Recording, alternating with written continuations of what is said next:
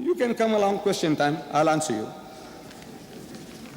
See, the Anglican bishops, more than 50%, they are telling their congregation that you don't have to believe. That means you can become a Muslim now.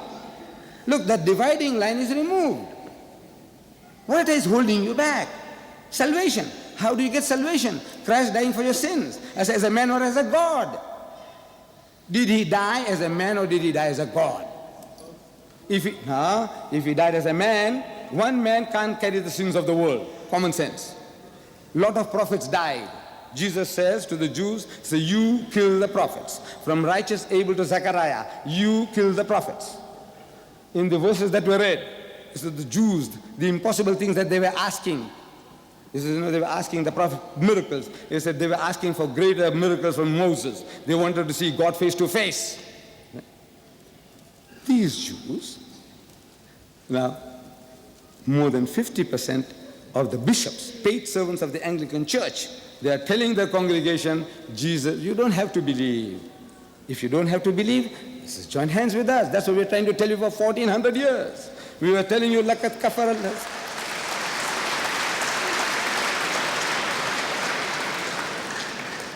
The Quran says, lakat kafar allazina qalu inna Allahu al-Masih ibn Maryam. Whosoever says that Jesus Christ, the Son of Mary, is God, they are making kufr. It's an act of blasphemy against God.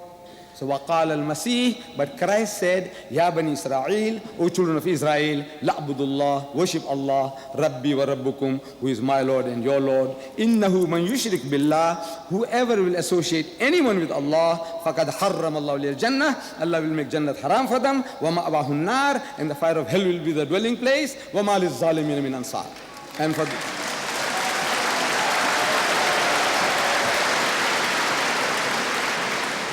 And for the wrongdoers, there will be no one to help. So our Christian Anglican brethren, they have given us a hand of friendship, of brotherhood. Take that hand. You see, we are sleeping. They're opening the doors for you and you are sleeping. Take that hand. They tell you further about the resurrection. You know, because without death and resurrection of Jesus, no Christianity. That's what Paul said. If Christ is not risen from the dead, he said our preaching is vain, your faith is vain.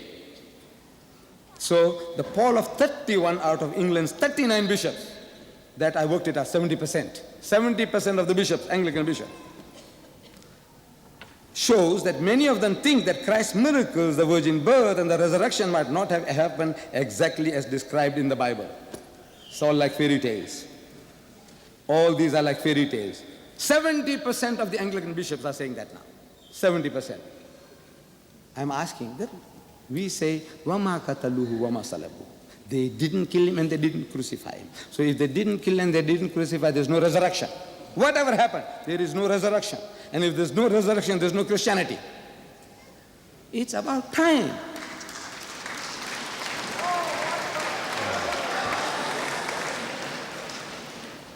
My dear brothers and sisters, let me, as time is running out fast, let me end with another example from the Bible.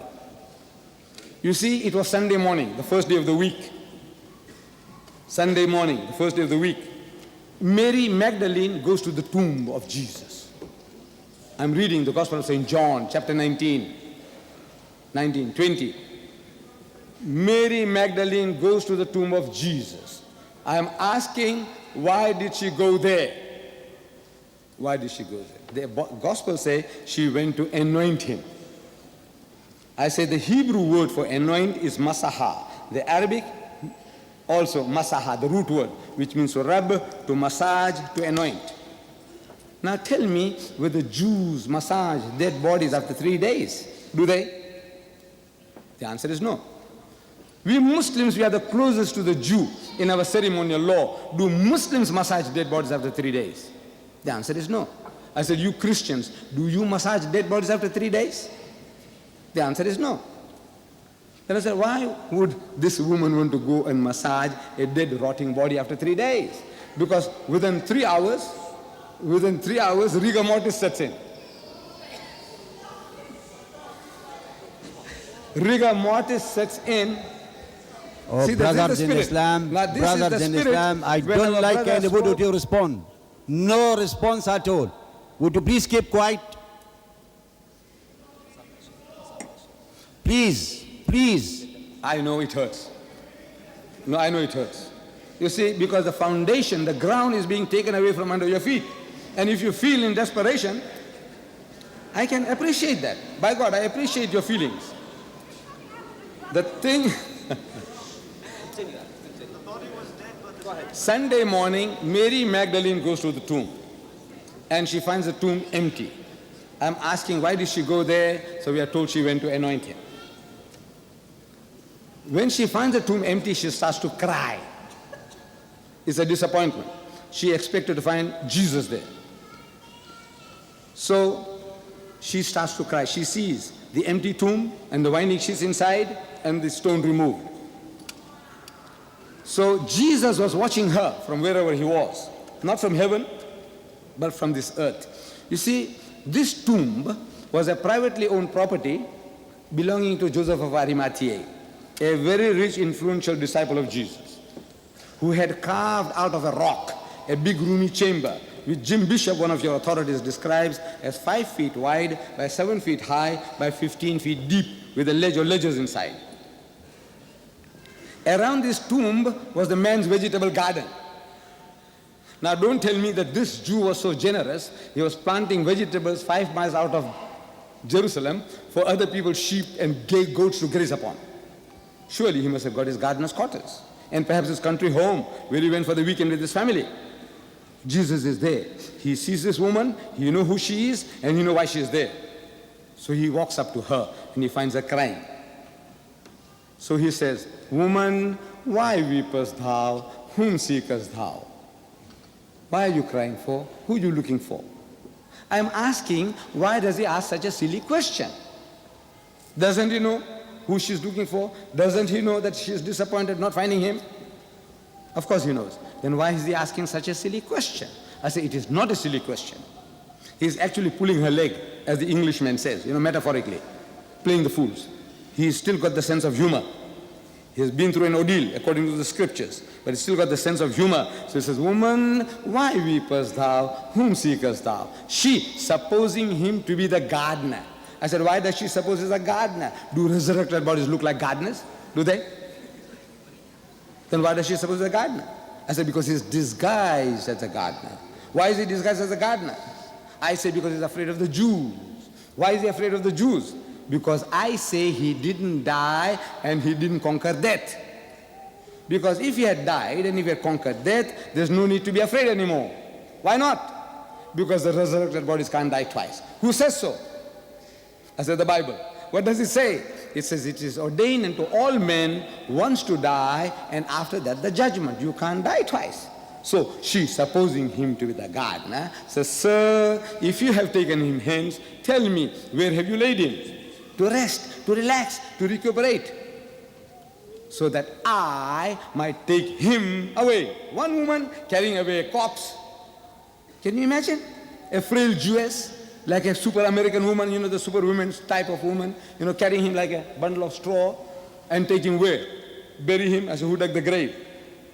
If there was a grave, carrying is one thing, but burying means she just has to dump him in a hole. Does it make sense? No.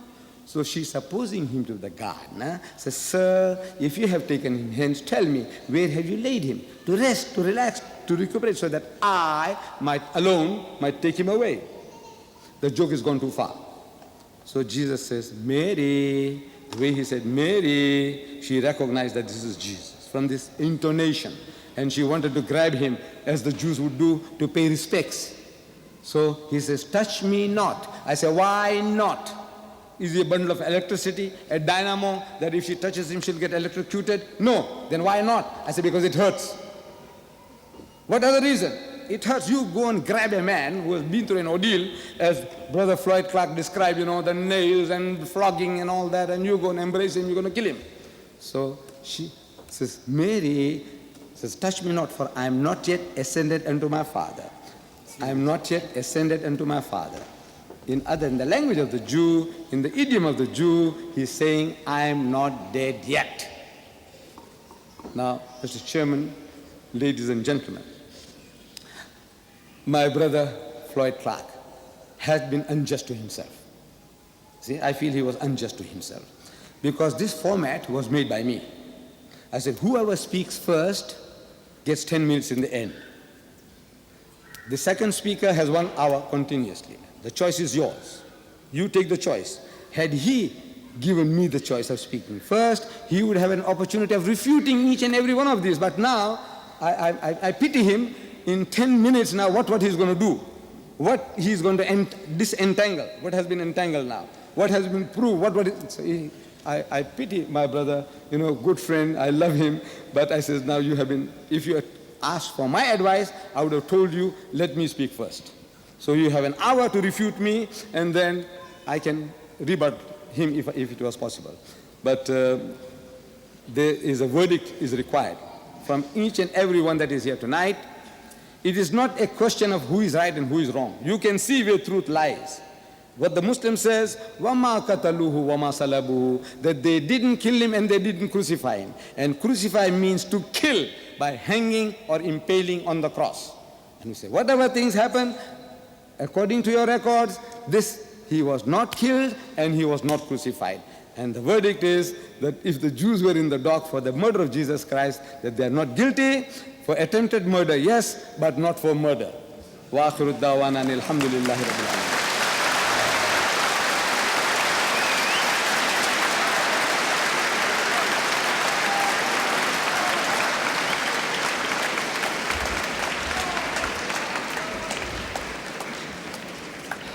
Before I introduce Professor Floyd again for the 10 minutes, I'd like to make an appeal for both Muslim and Christian audience and say this: it may be useful and important to think, it may be useful to interact or have information or intellectual thinking, but it is just as important to manifest the noble and lofty teaching of both Christ and Muhammad, peace be upon them, in our own behaviors. So I would ask the Muslim audience never to interrupt Professor Floyd or inject anything from the floor as he presented his full piece in the beginning. And I would ask my Christian brethren to observe the same also during the question and answer period. Thank you. Professor Floyd.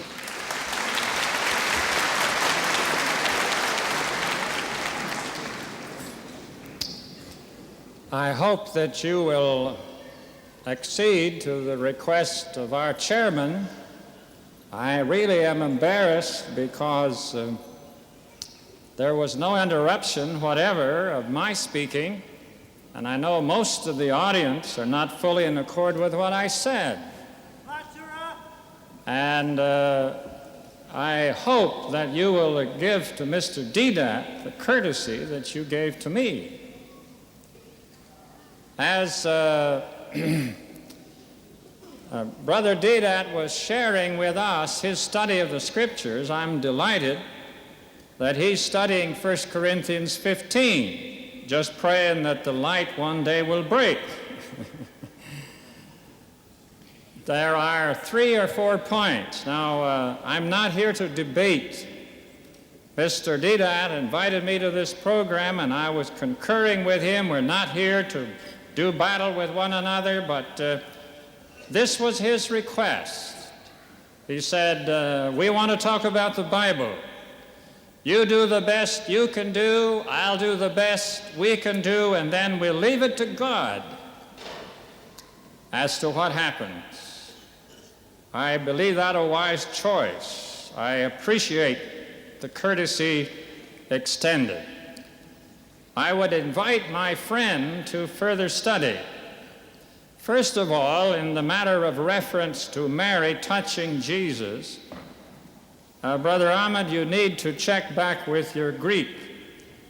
The word hapto, the word to touch used in that text, has one meaning in the active voice and another meaning in the middle. In the active, it means to touch, as Brother Ahmed was talking about, but in the middle, it means to cling. And it is used in 1 Corinthians 7 of the embrace of people in a marriage relationship. Mary had grabbed him around the knees and was clinging to him to keep him. And Jesus said, "You do not cling to me. I have not yet ascended unto my Father."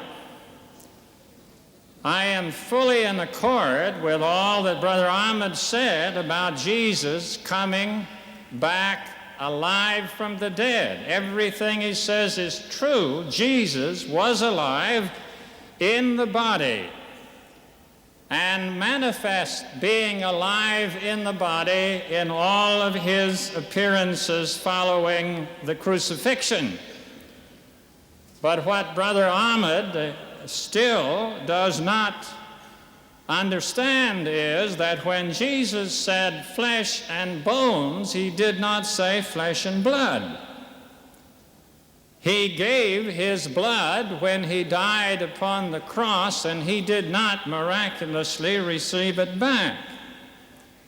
He came into the upper room in a bloodless body, evidenced by the fact that the holes in his hands and feet and side were not oozing blood out on the carpets. In the distinction between the alive and the resurrection, Brother Ahmed needs to study further this point. Jesus said that he would lay down his life, he would take it again, and he would do it, and he would come back and be with them, which he did. But 40 days afterwards, he ascended, leaving the physical body behind and ascending in the resurrected body. In Jesus' case, occurring 40 days after the crucifixion. And in his words to Mary, as quoted by Ahmed, "I have not yet ascended." In the discussions which we have had about the sign of Jonah, Ahmed needs to look further into the text also. When Jesus said, "As Jonah was 3 days and 3 nights in the earth," the Greek word is there hosper, as indeed. It does not express a comparison of identical nature. It is comparing some loose sense of comparison. Had the author intended an exact relationship, he would have needed to use hosautos or some such conjunctive adverb. As to the 3 days and 3 nights, Christendom did not celebrate Good Friday for more than 300 years after the coming of Christ, when many traditions crept in that were foreign to the New Testament. The New Testament teaches that there were 2 Sabbaths, a high Sabbath and a Sabbath a week co-joining, and that Jesus was crucified then on Thursday, not Friday, and his body lay in the tomb over the 2 days of the Sabbath. Again, I want to thank you for your wonderful courtesy. God bless you, everyone. Thank you.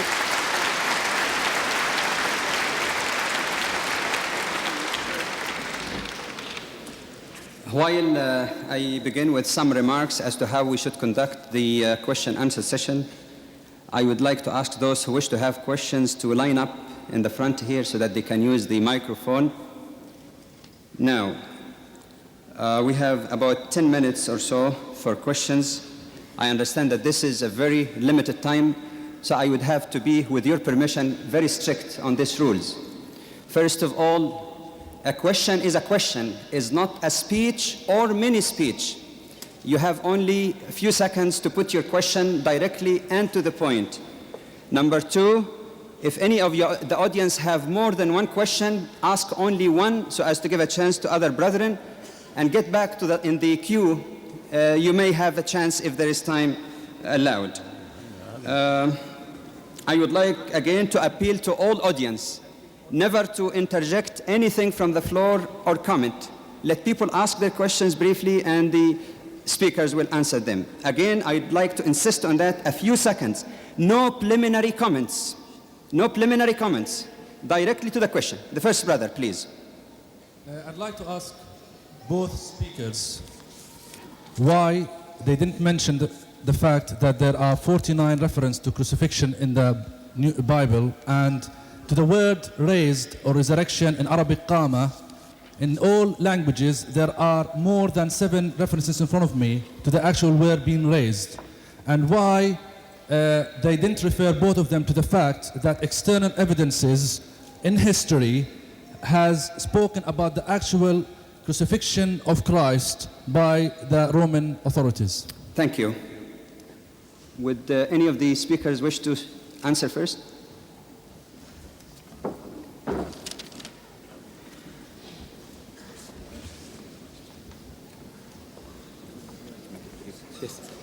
With regards to the word risen or resurrected, in the 4 Gospels, Matthew, Mark, Luke, and John, not once is the word resurrection used in connection with Jesus that he is resurrected. Not once.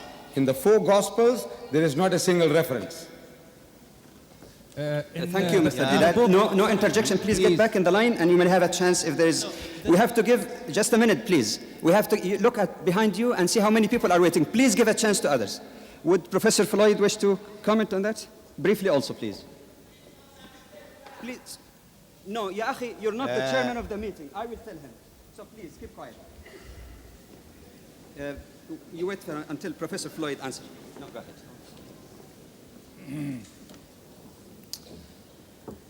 I'm not sure that I heard the question with the disturbance involved, but 100 years the question, it is about the use of the word resurrection.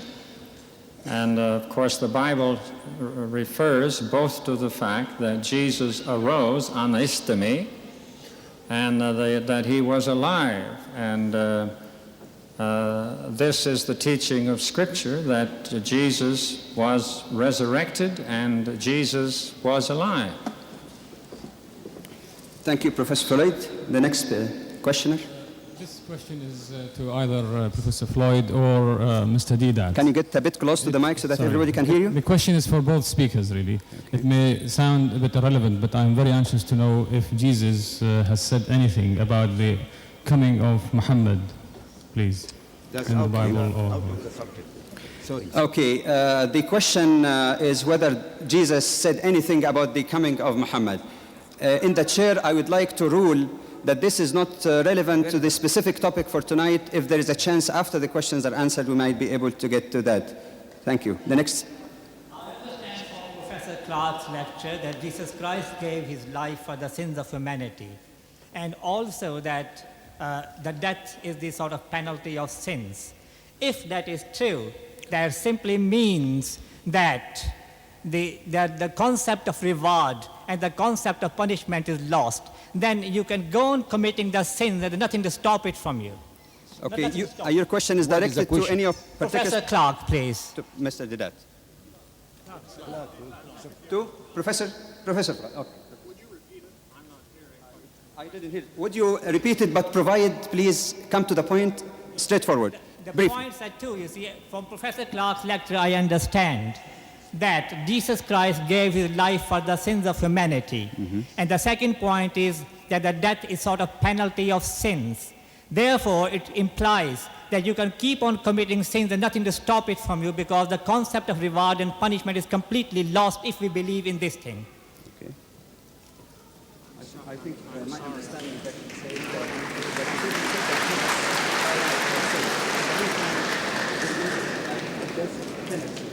says it will encourage us to heal sin. Yeah.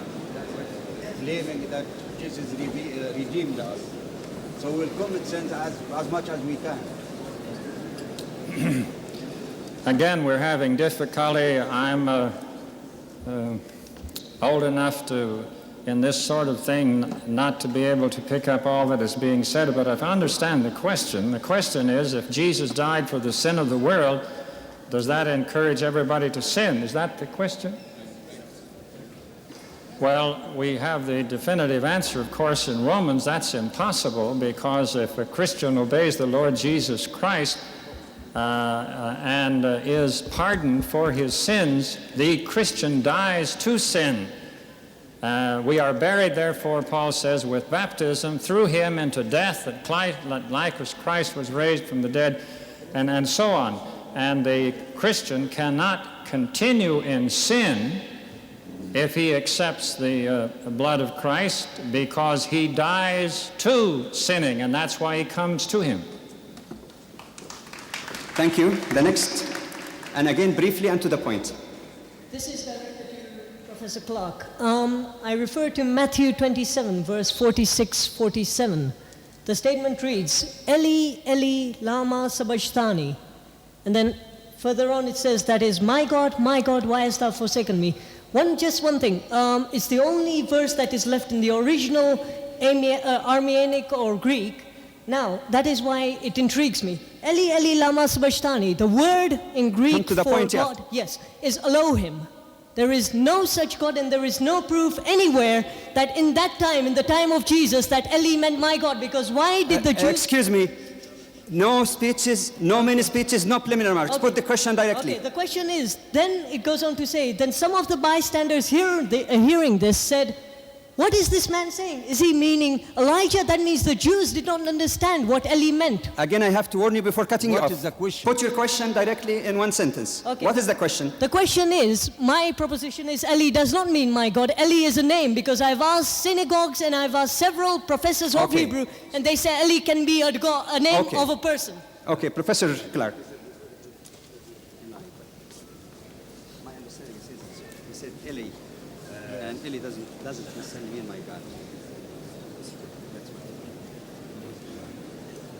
We will have two more questions. Only two more questions. Again, I think the question is difficult in this context to answer. Jesus is quoting from an Old Testament passage, and in that Old Testament passage, we then can understand what Jesus was talking about. And I would recommend that the party who has the question just turn to that passage in the Old Testament, and I think it perfectly answers your question. Thank you. The next questioner. I hope there will be no need to cut off any questioner. Please. I first would like to thank Mr. Deedat for his very excellent and intelligent exposition of the question. And now the question. I'd like to ask Professor Clark about what he thinks of the nature of Jesus, and whether he was God or the Son of God or the messenger of God. Because in his talk, he said that when Jesus was about to bring Lazarus from the dead, he said, thank you, so that you may believe, so that they may believe that you have sent me. He's talking to God. So, Okay. and also on the cross, in Professor Clark's exposition, he's saying, Father, in thy hands I commit my soul. Now, isn't that enough evidence for Professor Clark to convince him that the relationship between Jesus and God is the relationship between a God and the messenger? Okay, thank you. The question was directed to Mr. Deedat or to Professor Clark. Just make it clear. Okay.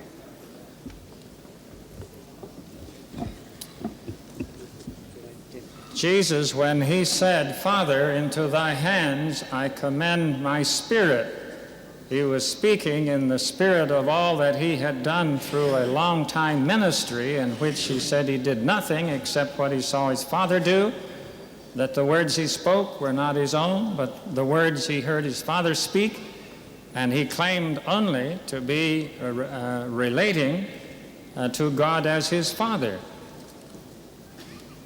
Okay. Thank you. We're really running out of time. We might allow 2 or 3 questions more. The first one.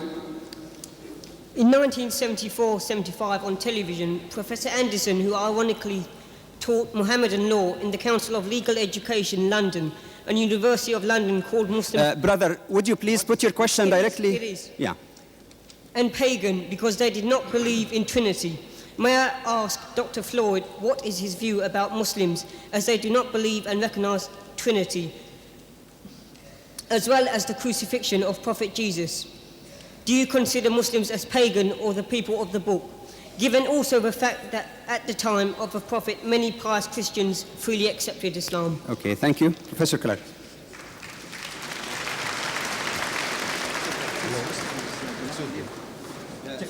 When a Muslim doesn't believe in Trinity and the crucifixion, in view of the rejection of this notion. Well, it really doesn't matter what I think. It just matters what the book says. And as we've been looking in the book, I think we can come to whatever private opinions we may have. But I think of my brother Ahmed as of one whom in the New Testament was mentioned as one who was not far from the kingdom. Okay, the next question.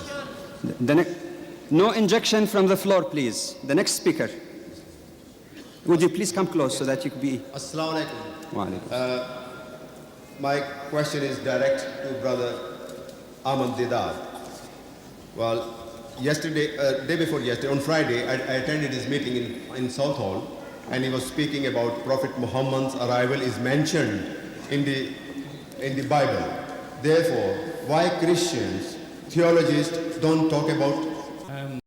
Your question, I'm sorry for injection here. If your question, brother, relate... Yeah, I'm sorry, I have to interrupt. Just a minute, please. Muhammad's arrival is mentioned in the Bible. In fairness to you... Why Christians, theologians don't talk about him? Just a minute, please. In fairness to you and to everybody else and to the brother who was turned down, the question is not relevant to the topic. Would you please move on? Would you please move on and let the next speaker ask the question? Relevant to the topic? Go ahead briefly. Just put it...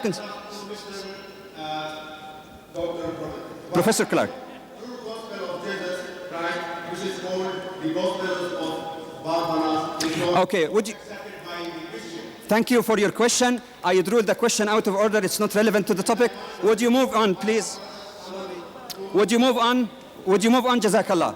Next speaker. Would the next speaker please ask his question? We have to be fair and firm. Am I doing something wrong?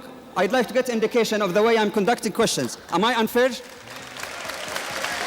Go ahead. Briefly, brother, please. I would like to say that I'm grateful for this opportunity, and my questions are actually two. Number one, if the Quran is indeed from God, does it contradict itself in as much as it says, okay. Therefore, Jesus was born, he died, and he rose again. The second question, if God... Oh, I'm sorry. The rules of the game is to ask one question and get the back so that other people will have a chance. Right. Thank you. Now the question is directed to Mr. Deedat. Mr. Deedat. Thank you. The verse in question is وَالسَّلَامُ عَلَيَّ يَوْمَ وُلِدْتُ وَيَوْمَ أَمُوتُ وَيَوْمَ أُبْعَثُ حَيًّا, which translated means, so peace is on me, the day that I was born, the day that I die, and the day that I shall be raised to life again. The day that I die, it is not that I died. It's not died, it's in the future.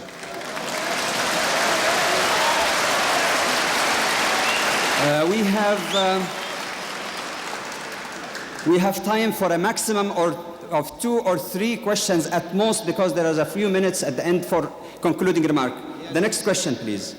If we admit... Can you get close to the mic, please? If we admit that Jesus died to expiate sin, what was the curse handed to Adam for committing sin? Is it not that women would bring food with pain and men would have to work for the bread? And is that finished in this story? Does the crucifixion help it? The next question I would like No next question. No next question. Thank you. Professor Floyd, Clark, have you got the question? Sorry, but I have one Sorry, question. we have to respect the rules. The question of the brother. Only one question, please. I have one question. No second question. Please get in the back if there is a chance. Thank you. Please keep the quiet. Keep the order. Keep the order, please. Wait a minute until the question is answered. Professor Clark. Again, I'm not sure I understand the question. Did you get it? What was the topic? I can't remember. If you tell me. Something about sinning. And Oh man yeah, and a woman. he said that if Jesus died for our sin, and the Bible said that because of that original sin, man was destined to labor for his work in the book of Genesis, and woman would suffer the pregnancy and childbirth. How is that consistent then?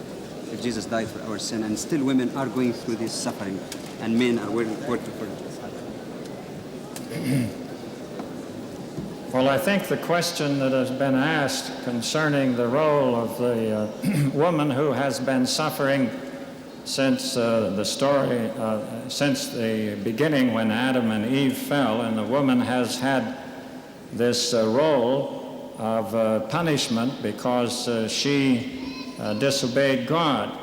I think that question is very far from our discussion tonight, but in answer to this, we do know that the New Testament teaches that all creation was brought under bondage when man sinned, and that bondage will not be redeemed until the end when Christ redeems the world. I think we'll have entertain one more question because we are running out of time. We have only 4 minutes left. The last one. Everybody has a question that is one sentence, but we have 50 sentences waiting. Go ahead. I'd like to ask Professor Clark, in the book of Hebrew, chapter 5, verse 7, it says, who in the days of his flesh, when he had offered up prayers and supplication with strong cries and tears unto him, is God, that was able to save him from death, D-E-A-T-H, and was heard in that was he feared. Wasn't a clear indication that he was saved from this? Thank you very much. Before the answer of the question, I have to apologize by asking the brothers or sisters who are waiting in line to forget it. And we are sorry, we are already 10 minutes behind time.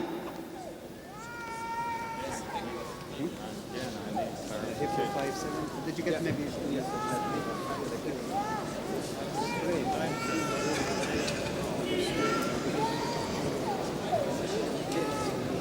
It's there are concluding remarks, so we can't take that.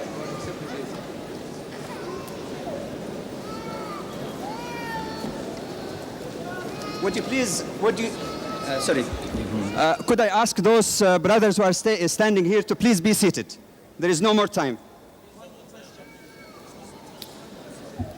Professor Clark. The Hebrew writer makes it quite clear that Jesus came as a man into the world to live as a man and to learn obedience. And though he was God's prophet in the world and God's son, yet there were things that he had to do common to man, and that he had to learn what it means as a man to have to obey. And in the midst of that, God heard him because of his faithfulness in a human flesh as he was laboring with the temptations and tortures and hatred that he received in the world. And God, of course, heard him because he was faithful in everything which he did. Thank you. We come now to some concluding remarks and announcements. Would you please allow me to continue? Thank you. Tonight, we have already heard two very prominent, very sincere speakers. I know it is July, but when you add the heat of July to the heat generated in this hall, it might get a little bit too much. However, I feel that I am echoing the feeling of the great majority of those who are present, that it is indeed quite useful and beneficial for both Muslims and Christians to get together and to try to understand each other. Muslims and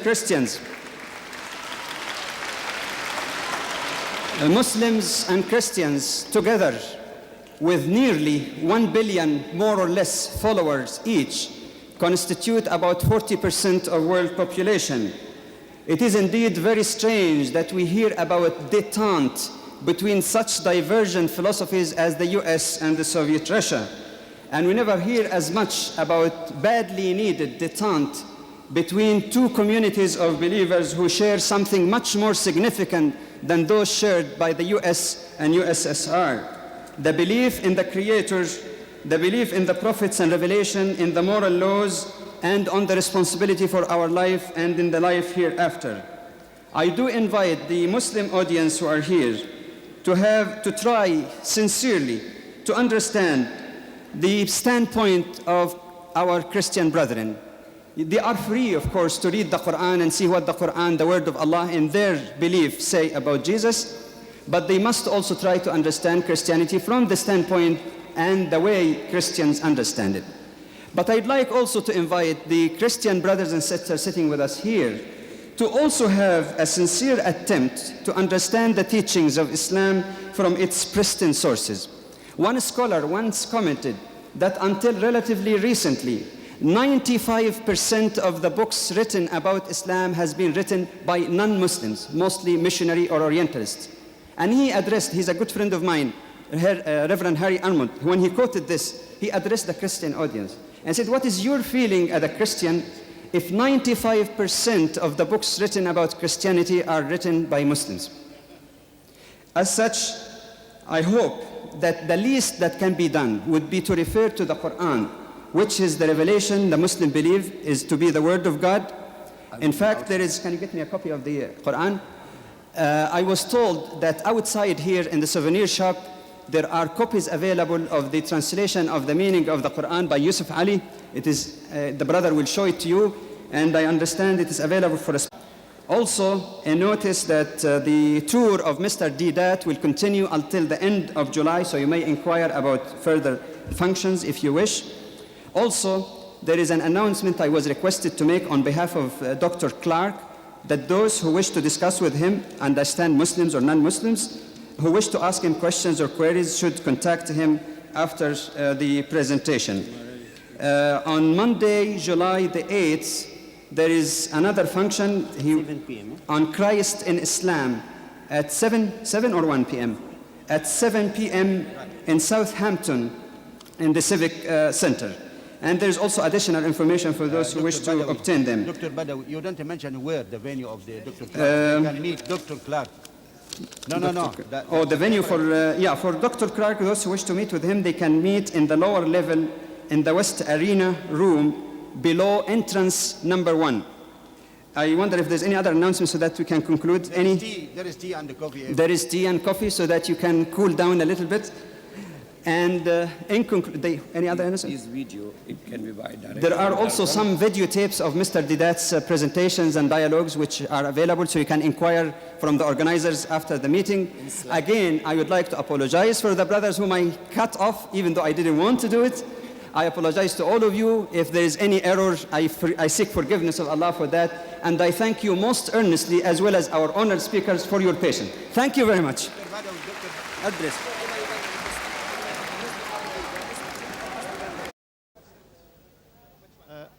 Quran is indeed from God. Does it contradict itself in as much as it says, okay. Therefore,